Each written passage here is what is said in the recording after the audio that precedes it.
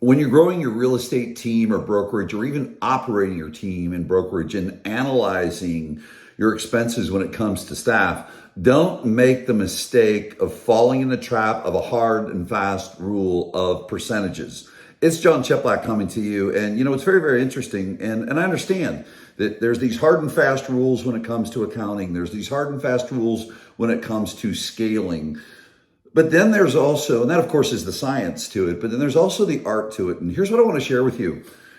The hard and fast rules as a guideline that I think is most important to you is how you're going to lead your organization. There's two ways to lead an organization. You can lead by personality and you can lead by principle. And let me discern the two for you.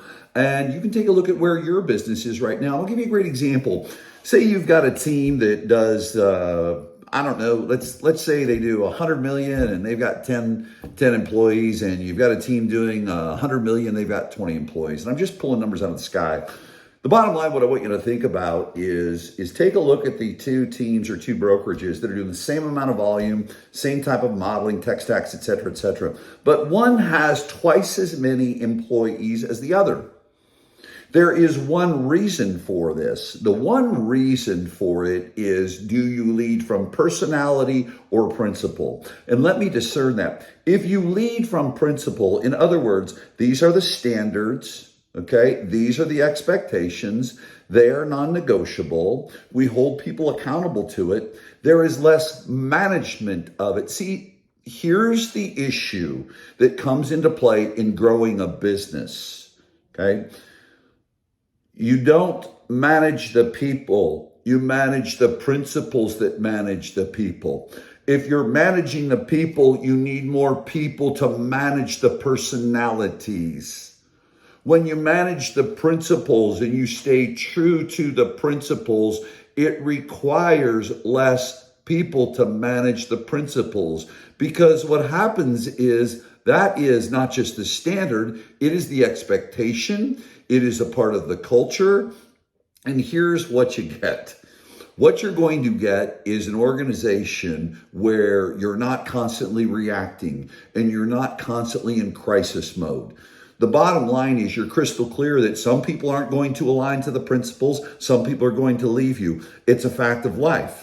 The other fact of life, though, as a leader, whether a brokerage or a team, is you need to continually be recruiting to your subculture. Don't recruit to your culture like the gurus tell you who don't know what they're talking about, because if they tell you to recruit to your culture, well, what I want you to do is, when you hear that, I want you to write down all the things that aren't working in your culture, all the things that you don't like. No, what you do is you recruit to a subculture. The subculture is adjusting those standards, those principles, or whatever action steps that you need to take in your current business so you don't have those problems. And as you continue to grow from the bottom up, you're going to have a larger subculture that is productive and that the existing culture is going to recognize, and they're either going to align to it and agree, or they're going to move along. It's just the way it goes.